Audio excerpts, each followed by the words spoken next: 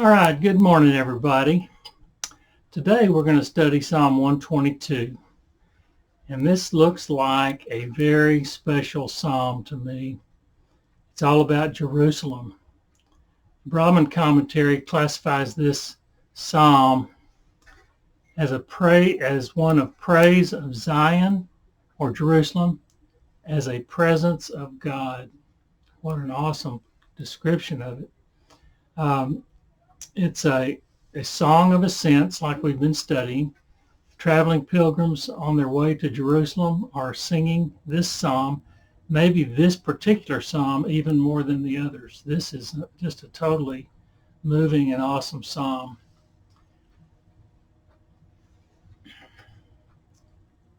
Their destination is Jerusalem, the city where God lives, the city of peace. He lives in the temple, and Jerusalem is where the temple is.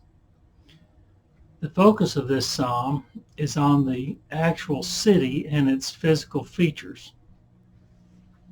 We will see references to the house of Yahweh, the house of the Lord in verses 1 and 9, the house of David in verse 6, the walls and citadels of the city in verse 7. And the citadels, are the fortress protecting or dominating a city.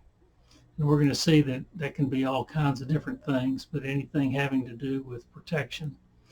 All of this reinforces the psalm's focus in the physical city of Jerusalem. We even get some thoughts of the city's structure in verse 3 and some historical stuff in verse 4 about the tribes going up to the city, and some specific mention of physicality in verse 5 with thrones of judgments and the thrones of the house of David. Whew. That's a lot of stuff right there. The outline of Psalm 122 looks like this. Verses 1 and 2 deal with the present moment for the pilgrims as they enter the city. Verses 3 through 5, the historical remembrances of the city. And verses 6 through 9 are petitionary language as the pilgrims look to the future. Okay, verses 1 and 2, the joy of pilgrimage. Let's read verse 1. Psalm 122, verse 1. I rejoiced with those who said to me, let us go to the house of the Lord. Man. The first verse starts with a moment from the past and then switches almost immediately, or it is immediate, to a present moment in verse 2. This verse says he rejoiced at an invitation to go to the house of the Lord. They said, let us go. That's an invitation.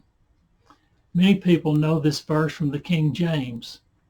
I was glad when they said unto me, let us go into the house of the Lord. It's slightly different than the NIV and some of the others, but it just rings of my whole life as a Christian. I was glad when they said unto me, let us go into the house of the Lord. How beautiful is that?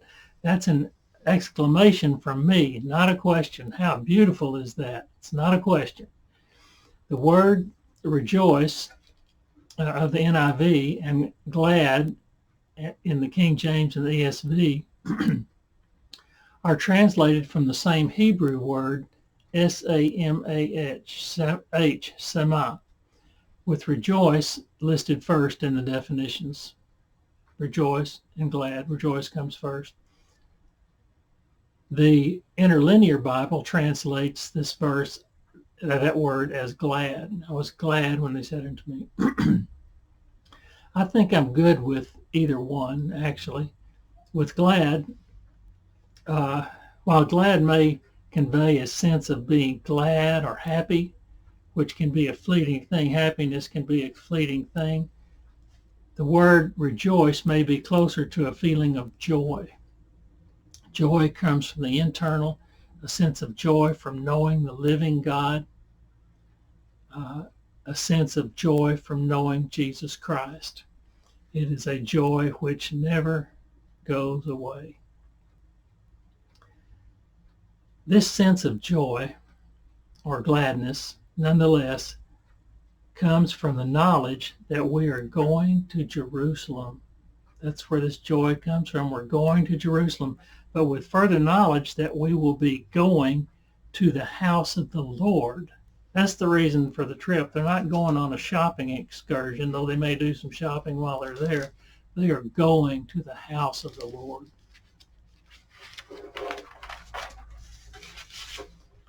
We might further explain this verse with the example of the word to. Let us go to the house of the Lord. To is in the NIV and into is in the King James. Not only are we going to the temple, as translated by most translations, but we are going into the temple. The King James, the New King James, the RSV, the New RSV, and Webster's Bible use the word into. We're going into the temple. For a visit to see Grandma, you would probably never say, I'm going into Grandma's house, but that is what you mean. You wouldn't stop if you got to the front door. The same is true here regarding the trip to the temple. As the King James says, let us go into the house of the Lord. Essentially, all other popular translations say, let us go to the house of the Lord. The whole idea is we're going into the temple. Okay, verse 2.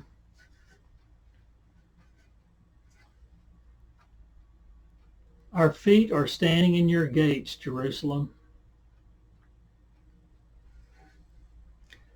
Another astute observation made by the commentary writer is that we pass from past tense in verse 1, I rejoiced, or I was glad. We pass from past tense in verse 1 to present tense in verse 2, at least using the NIV. We are standing, it says. Our feet are standing. That's present tense. The Berean Bible, the New American Standard, the HCSB, and the NIV all use present tense. Past tense is used by the New King James and the ESV. It says, we have been standing. Our feet have been standing in your gates, O Jerusalem. If you look at the King James, it says, it's future tense, it says, will stand. My feet will stand in your gates, Jerusalem, meaning we're coming up to the gate. We're just not there yet. It's future tense. I'm on my way there. I'm just not there yet. I will stand there. Or you can look at the CSB, is were standing. That's probably my least desirous one of all of them. It sounds like we were there and then we're gone. We were standing. My feet were standing. Okay, so you see there are all kinds of choices as to when our feet will stand in your gates, O Jerusalem. All kinds of choices. They are probably all correct or all reasonable. The point is that sometime after the Hebrew pilgrims have left home, headed for Jerusalem and the temple, there will be rejoicing when they get there. That's the thing we have to think about in this. The thought just dawned on me while I was talking about this to you, is that they're really not going on vacation. They're not going shopping. They are going to Jerusalem. They are going to the temple. All right, that city, and they will be rejoicing when they get there. That city, that temple, is built on some hills, and I must say that there is joy in them thar hills for those pilgrims. All right, let's look at verse 3 through 5. That's the descriptions of Jerusalem. Verse 3 says this: Jerusalem is built like a city that is closely compacted together. All right, the first word of verse 3, Jerusalem, is the same as the last word of verse 2, which is Jerusalem, letting us know through the use of the operative word Jerusalem, we are continuing to talk about the same thing, Jerusalem. Jerusalem is the real symbol of God's presence because it provides protection for God's people. It is a refuge. Jerusalem is built like a city, but in a very special way. It is built like a city, but as a true city. The last part of verse 3 tries to explain what this means. It's closely compacted. Using the NIV, it's closely compacted, meaning it is bound together or bonded together. You know, bond is a form, something to be desired between two individuals. It's a city that is bonded together. It is bound together in such a way as to provide protection for its inhabitants. The NIV translates as closely compacted together. Let me read it again. Verse 3 says this, in the NIV, Jerusalem is built like a city that is closely compacted together. Many of the pilgrims would be living in, now you know what we're talking about here is Songs of Ascent. This is the time of year when people are going to Jerusalem as a result of what the law commands and is a requirement for them to do. So they're traveling, they're coming from everywhere, they're coming from every direction, and they are coming from smaller communities where life revolves around a city or a town with one or two streets. But Jerusalem, a walled city with busy streets, marketplaces, an awe-inspiring temple, and all of the other amenities of an urban center. It's a big, major city. Looking at some other translations makes the NIV look a little unusual. I have to tell you, when I read closely compacted together, I wondered what it was talking about. But when you read the ESV, it says bound firmly together. Let me read verse 3 again. Jerusalem is built like a city that is closely compacted together. The ESV would say Jerusalem is built like a city that is bound firmly together. All right, the Berean Bible says a city united together. I like that one too. The NASB says compact together. The CSB says solidly united. And HCSB says solidly joined together. That's my favorite, I think. The HCSB would say Jerusalem is built like a city that is solidly joined together. All of those various ways of translating those words put us in a position of looking at Jerusalem as a unified city. It's a city with a purpose. All right, so let's go on. So you'll see what this means, that Jerusalem is a place of refuge when an area was threatened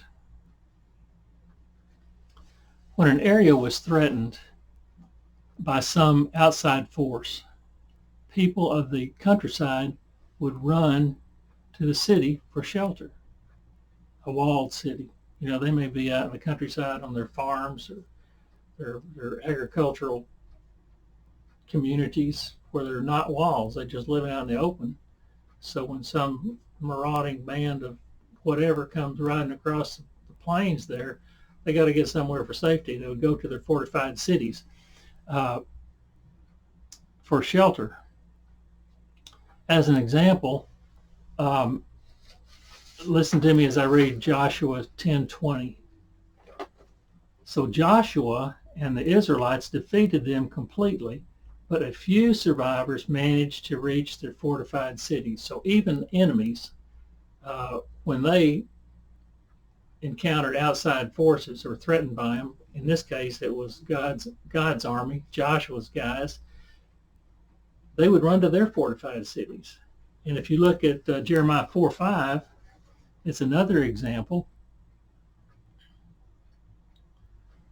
Announce in Judah and proclaim in Jerusalem and say, sound the trumpet throughout the land, cry aloud and say, gather together, Let us flee to the fortified cities. Whenever the watchman on the wall, I suppose, detected that there were problems, threatening problems, I suppose they would blow the trumpet to let everybody know you need to head for shelter.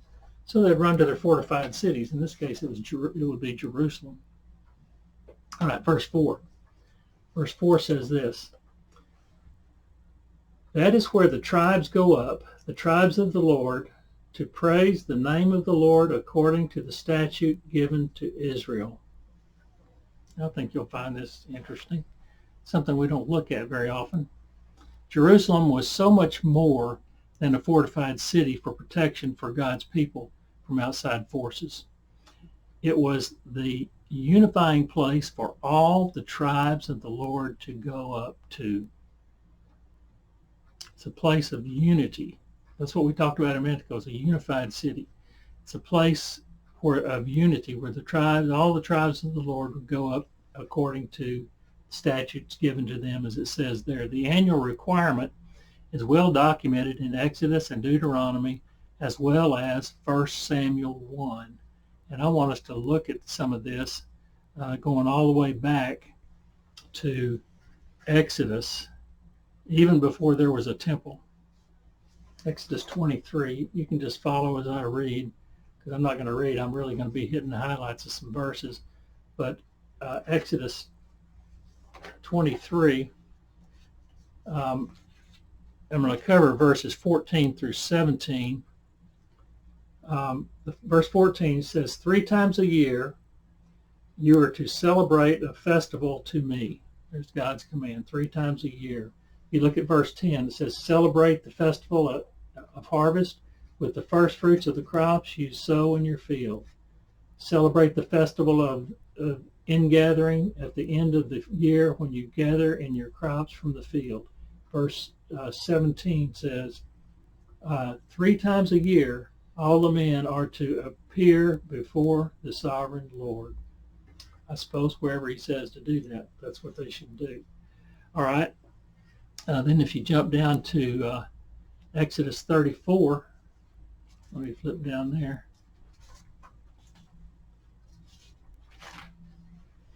Exodus 34, verses 22 to 23 says this: celebrate the festival of weeks with the first fruits of the wheat harvest and the festival of ingathering at the turn of the year.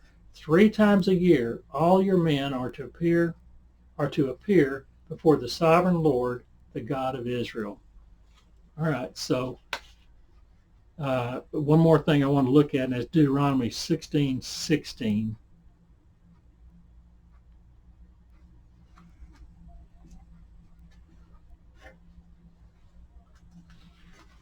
I think I read this last week, but it's something we need to see. 16:16, Deuteronomy 16:16. 3 times a year, all your men must appear before the Lord your God at the place he will choose, at the festival of unleavened bread, the festival of weeks, and the festival of tabernacles, so on and so forth. So God repeats himself. I'm just reading what God said. So God repeats himself. That must mean he's serious about what he's talking about. And don't forget, from our study a couple of weeks ago, or several weeks ago, where the title of the lesson was Listening for the Voice of God. And it came from 1 Samuel 1 through 3. I want to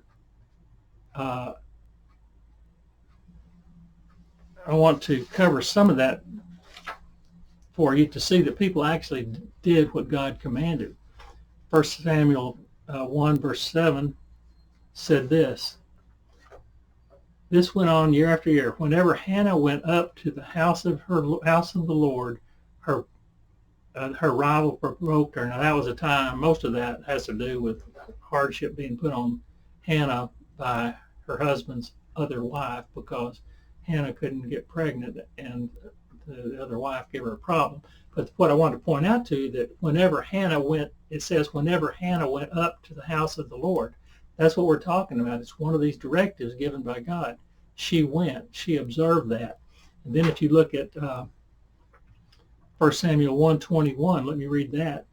When her husband Elkanah went up with all of his family to offer the annual sacrifice to the Lord and to fulfill his vow, comma, it goes on to talk about. What I wanted to point out to you, her husband was a man of God. He was an obedient Israelite, and he went up with all of his family to offer annual sacrifice to the Lord. This is what we're talking about. These times given direction for observance by the Lord.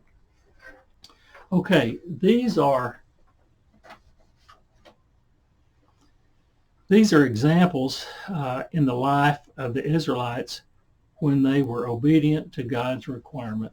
So it's not something he just said and doesn't expect you to do. I told you, he said it several times. And whenever God is serious if he says it once, but if he says things several times, Exodus, Deuteronomy, 1 Samuel, and other places, he says that in all those places, he's serious about his people wanting to follow those directives. All right. The primary purpose of the festivals was to confess or praise the name of Yahweh, spelled Lord in all capital letters, Yahweh. That's our English representation of it, is Lord. The close association between Yahweh and the place which will be closely associated with the worship of his name is Jerusalem. Very close association between God and the place where he will be worshipped, which is Jerusalem. This is after repeated references. All these places you can just listen as I read. But Deuteronomy 12, verse 5 says this.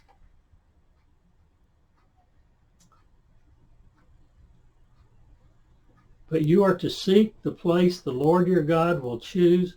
Well, let me just tell you what's going on here. There are pagan worships going on right here close by in Jerusalem. And God says, don't worship where they are worshiping.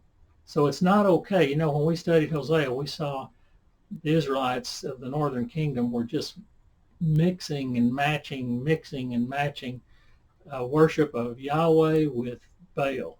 And they were doing it at the same place at the same time, as if it didn't matter. God said right here in Deuteronomy 12, verse 5, he said, it was 5, right? Yeah. He says, but you are to seek the place the Lord your God will choose from among all your tribes to put his name there for his dwelling. To that place you must go. There bring your burnt offerings and so on and so forth, and worship and sacrifice and that sort of thing. He also said in verse 11, then to the place the Lord your God will choose as a dwelling for his name, there you are to bring everything I command you, your burnt offerings and so on and so forth. So when they go up, there's a specific place. God is very particular where they are to go. And they didn't have a temple. They had tabernacles. So wherever the tabernacle is where they were going. It just happened to be Jerusalem. He wants them to go to Jerusalem. The tribes gathered in Jerusalem to confess the name of Yahweh and enjoy his very presence. Notice there in verse 4, that is where the tribes go up, to the tribes of the Lord, to praise the name of the Lord according to the statute given to Israel. All right, so let's look at verse 5.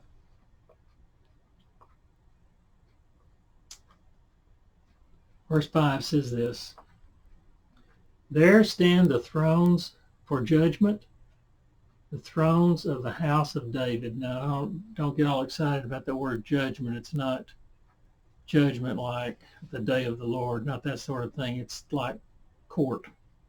It's where you go for court. The psalmist calls up two other features of Jerusalem. One he calls the thrones of the house of David, and the other he calls the thrones for judgment. If you have ever heard of the halls of justice, you got it right here.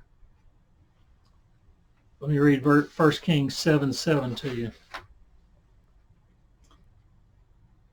He, meaning Solomon, Solomon built the throne hall, the hall of justice, where he was to judge, and he covered it with cedar from floor to ceiling. Solomon built it. He called it the halls of justice.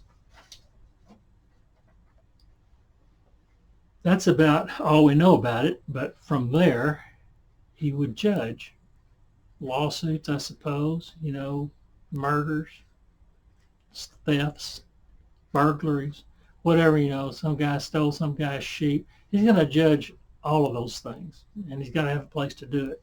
He did it right there, and our psalmist is calling attention to some of those things as historical features of Jerusalem. The thrones were there to emphasize the role of Jerusalem in the judicial and political affairs of the nation. You got to have court. You got to have room for court. Even more, the thrones ensured social stability of the nation. I want to look at Psalm 72. You can listen as I read, or you can find it. I'll give you a second if you want to find it. But Psalm 72, as we go through it, I want you to notice that the king is to rule. The theme of this psalm is that the king is to rule with justice and righteousness, to protect the weak and the powerless who cannot take care of themselves. Sounds a lot like the way it's supposed to be in our courts. The king is to rule with justice and righteousness, to protect the weak and powerless who cannot take care of themselves. All right, let's look at Psalm 72, verses 1 through 4. I'll read the whole thing. Endow the king with your justice, O God, the royal son with your righteousness.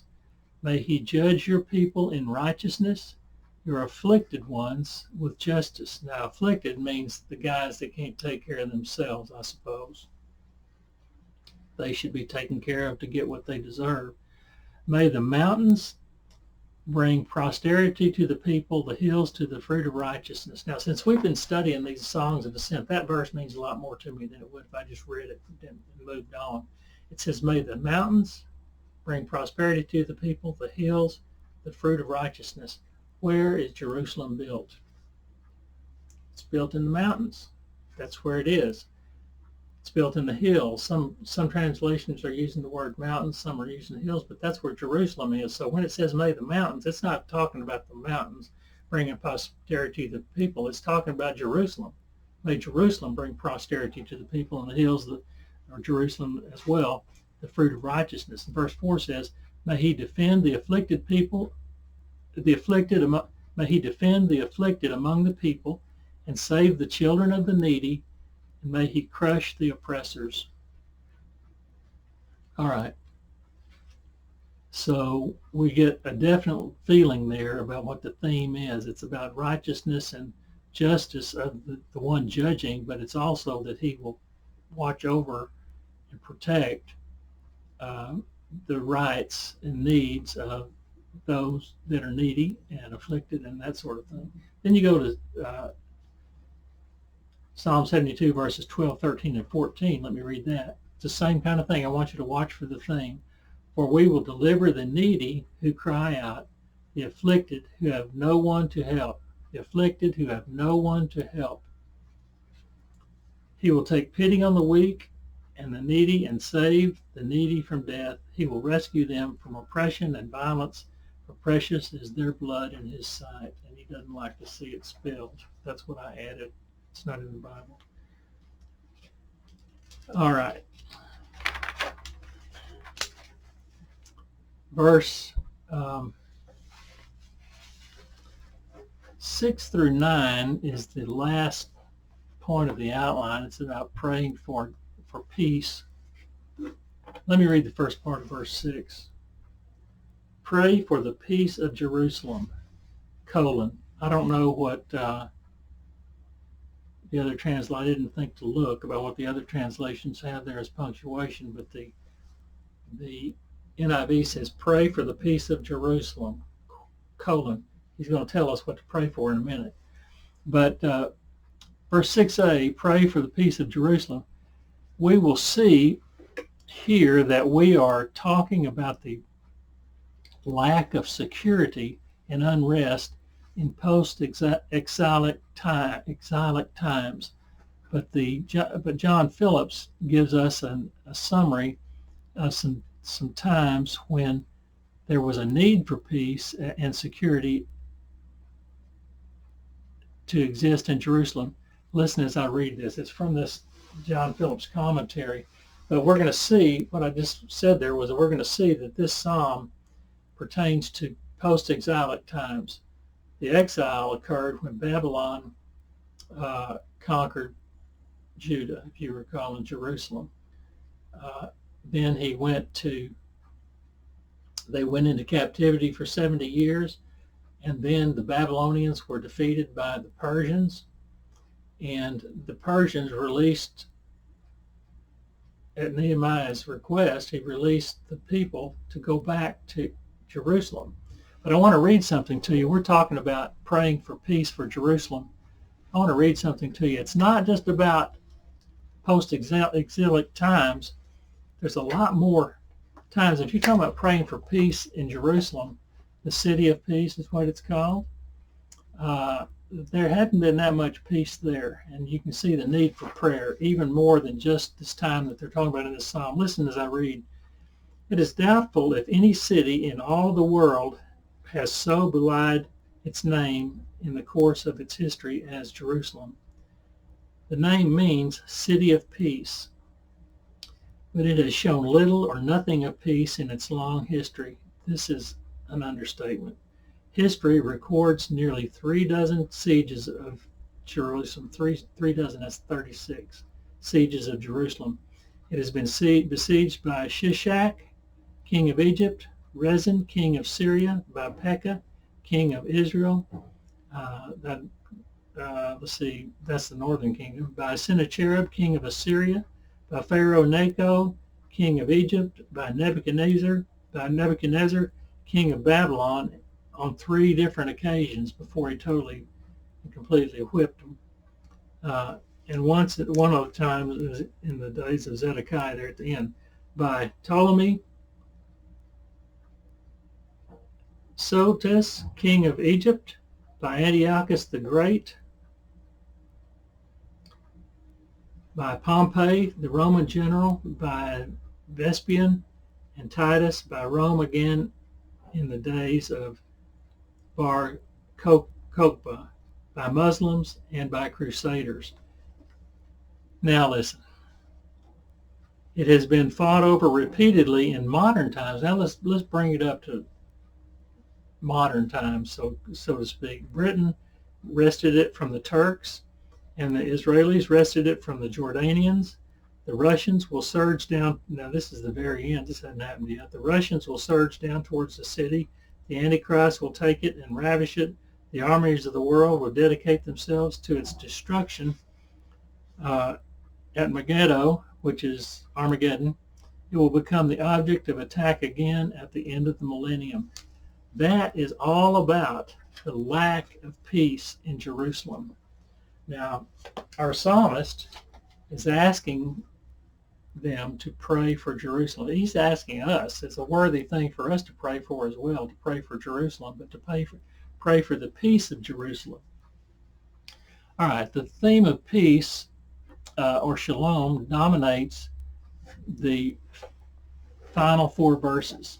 In verse 6, the psalmist is asking, even inviting others to pray for the peace of Jerusalem. He even suggests a prayer for them to use. Let me read the last part of verse 6 and verse 7. This is the prayer he thinks we should be praying, or they should be praying. Start with verse 6. Pray for the peace of Jerusalem, : Here's what you should pray. May those who love you be secure. Praying for security. May there be peace within your walls and security within your citadels. Now, there's a couple things we need to get straight here. I think it's important that depending on what translation you're reading, you're going to get one idea as opposed to what you're going to get if you're reading the NIV and some of the others. He is asking or inviting others to pray for the peace of Jerusalem. He even suggests a prayer. It is really all about peace and security. If you read, I was reading from NIV, and I was talking about peace and security. The security is the way the Hebrew is translated in the NIV, the ESV, the CSB, and the GNT. The word is security. But if you look at the Revised Standard, the King James, the New American Standard, and some others, it says prosperity. Now, security and prosperity are two different things. Technically, either way is okay, I'm sure, but the overall thrust of the psalm, particularly the last 4 verses, is about peace and security, not peace and prosperity. And I say not peace and prosperity, not prosperity, but about peace. While normally we think peace and prosperity go together, it's a nice thing to have, and it would be nice for them, especially those who love Jerusalem. They should expect to prosper, but that is not what the psalm is about. It's not about prosperity. It's about security and peace. We need to be at rest. Shalah is the word, or to be undisturbed. The psalmist invites those who are listening to pray that one day the city will be at rest and secure from the political and social problems currently causing the upheaval.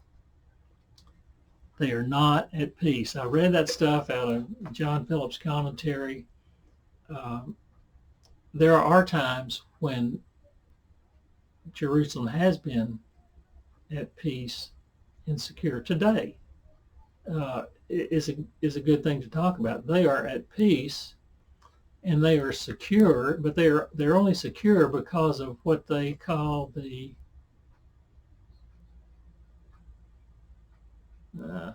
got the word dome in it. It's a missile defense system that they have, Iron Dome, I think it is.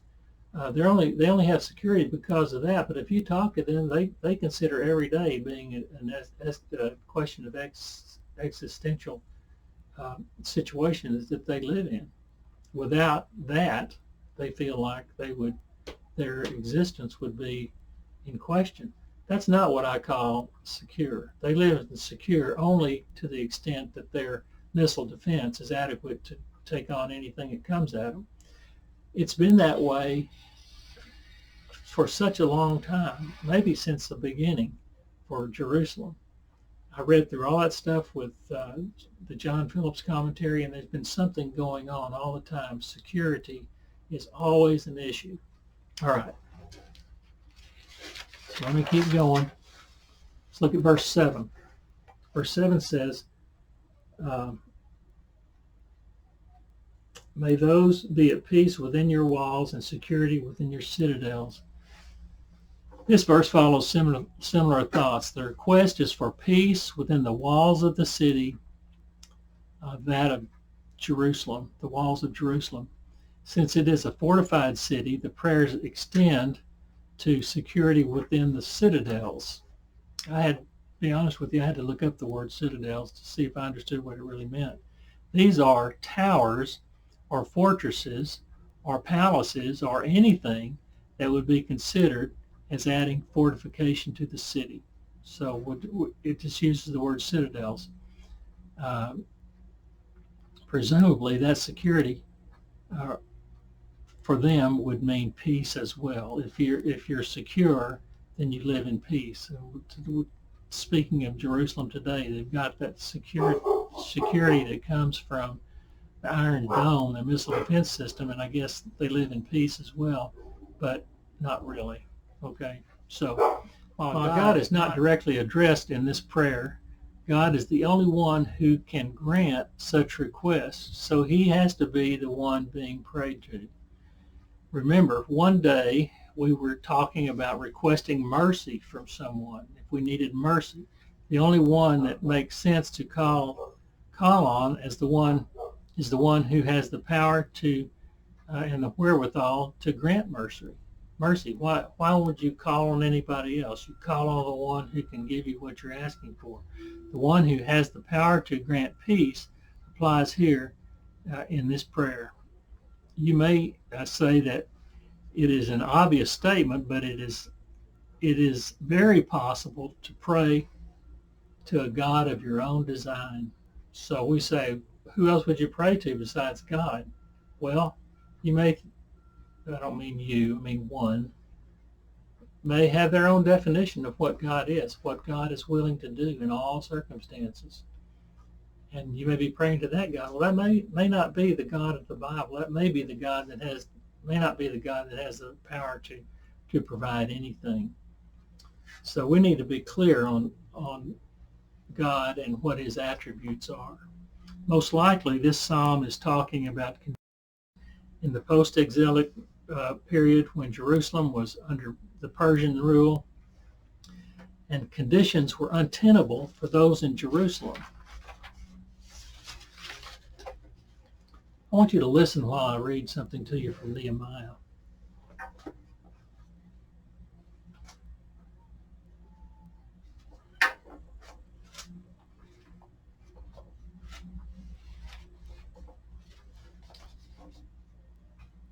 All right, from Nehemiah, chapter 1, verse 3. All right. Just a little bit of review. I already mentioned this once. I'll mention it again. Judah was taken captive by the Babylonians and kept them captive for 70 years. Then the Persians defeated the Babylonians. Now, Nehemiah was one of the ones that was taken captive, that was when the Persians had defeated Babylon. Nehemiah ended up in Persia working for the king. Now here's what happened. Let me read chapter 1, verse 3. Actually, at the end of verse 2. 2 and 3. Hanani, one of my brothers, came from Judah with some other men, and I questioned them about the Jewish remnant that had survived the exile and also about Jerusalem. They survived the exile. They were not taken captive. They were just kind of left there. All right. They said to me, those who survived the exile and are back in the province are in great trouble and disgrace. The wall of Jerusalem is broken down and its gates have been burned with fire. Pretty sad picture. The last time we talked, the last time we studied in Psalm 125, in Psalm 125 verse 3, we talked about the effects of the wicked, which can linger and can cause those who normally follow God to become arrogant and prideful and think only of themselves, doing evil even to their own people. Now let me read Psalm 125:3 again, just as a review. Psalm 125:3 says this: the scepter of the wicked will not remain, meaning the wicked people will not remain in the land, over the land allotted to the righteous. For then, if they do, then the righteous might use their hands to do evil. Because of the influence of the evil and wicked people that might remain there, or because they were there and they were there long enough to leave their influence behind, the people of the land, the Israelites, might become wicked themselves and do wicked at their own hands, do wickedness to their own people. Now what I want to do, that is what happened. The social and the political conditions were untenable. I want to go through Nehemiah 5 partly with you. You will find this interesting, I promise you. Nehemiah 5, I want you to listen as I go through this. These are the exact examples I used last week when we talked about 125:3. I didn't know it was going to be in 122 today. It's in the commentary. Last week I just pulled it out of the hat. This week it's actually referenced in the commentary for Psalm 122, and it applies here as well. What has happened is that other peoples occupied the land after the Babylonians conquered it. You can read through there and see the Ammonites were there and others. And their wickedness affected the Israelites who survived the exile. Here's what they did to their own people with all these things being against Hebrew law. I want you to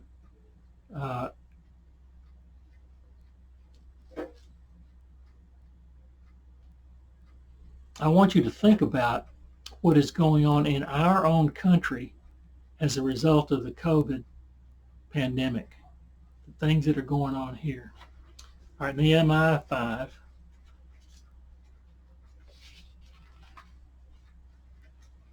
Nehemiah 5, verses 1 through 5, I'm going to read directly. So just kind of think about what's going on in our land, in our country. Now the men, because this is actually what's going on in Jerusalem before they were issued a decree to go back. Now the men and their wives raised a great outcry against their fellow Jews, against their own people. Some were saying, "We and our sons and daughters are numerous. In order for us to eat and stay alive, we must get grain." We've got nothing to eat. I heard today on the news that today is the last major food distribution drive of the year. And people were lined up at 5 o'clock to get food because they have no money for food to feed their families. This guy says we have no grain. Verse 3 says, others were saying, we are mortgaging our fields, our vineyards, and our homes to get grain during the famine. So there's a famine, they have nothing to eat, they're having to sell everything they got, mortgage it, take out loans. Verse 4 says, still others were saying, we have had to borrow money to pay the king's tax on our fields and vineyards. Then verse 5, although we are of the same flesh and blood as our fellow Jews, and though our children are as good as theirs, yet we have to subject our sons and our daughters to slavery. They sold their own children into slavery to get money to eat. Some of our daughters have already been enslaved, but we are powerless because our fields and our vineyards belong to others. We mortgaged them. We got no money to fight with. All right, that's the first 5 verses. Now I want to just kind of hit the high points of going through 6 through 12. It says, you are charging your own people interest, which is against Jewish law. Verse 9 says, what you are doing is not right. Shouldn't you walk in the fear of our God to avoid the reproach of our Gentile enemies? They are arrogant and prideful. They don't need God. Then you get to verse 12, and this is the thing that made me go back and study it again. Verse 12 says this. I'm going to read it directly. We will give it back, they said, and we will not demand anything more from them. We will do as you say. That's spoken by the people that did those other things, that took the mortgages, gave the mortgages on the people's land, that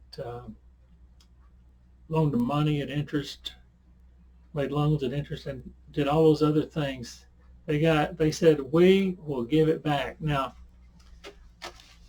what does that sound like? Our government, I'm not complaining about our government. Our government, during the COVID pandemic, arranged for companies to get grants and loans for up to $10 million. What happened was that the large, healthy companies with the best lawyers and the best wheels of progress got the $10 million loans and grants, leaving nothing for the smaller companies that really needed it. Well, you know what happened. They were caught by public opinion. And what did they say? What did they say? Look at verse 12. Nehemiah 5, verse 12. We will give it back. We will give it back. That is what they said in verse 12, and that is what these large healthy, self-centered companies said when they were caught by public opinion, we will give it back. I'm saying it right. Okay, and as for the other stuff mentioned, they are living at a time when it should be one for all and all for one and one for all, but it isn't. So the very thing described in Psalm 125 verse 3 is what actually happened then and now. Those living under such dire circumstances were not focused on prosperity, as some translations say. I've already mentioned that. They said prosperity, but security is more likely. It would be nice to prosper, but they're more concerned with being secure and having something to eat. They just want to make a living and provide for their families and save the mortgage on the homes and businesses. That's true then, and it's true now. All right, let's look at verse 8. For the sake of my family and friends, I will say, peace be with you. Peace be with you, Jerusalem. Didn't say that. That's what it's talking about. Now we will see the psalmist's own confession, not a confession of guilt, but of supplication and petition. He says, because of my family and my friends living in Jerusalem, I will pray for peace for Jerusalem. I love my family. I love my friends. They live there. They're starving. I will pray for the peace of Jerusalem. In verse 9 says this, for the sake of the house of the Lord our God, I will seek your prosperity. Something similar to verse 8. Because the house of the Lord our God is in Jerusalem, I will seek that which is good for Jerusalem. That word prosperity is better translated as good. Because of the house of the Lord our God is in Jerusalem, I will seek that which is good for Jerusalem. The word for prosperity is better translated as good. I will seek their good. I will seek your good, Jerusalem. Not because I love the city. There's lots of cities I love. But not because I love the city, but because that is where we most completely encounter the presence of God. All right. Thank you very much for listening. That's all I have for you today.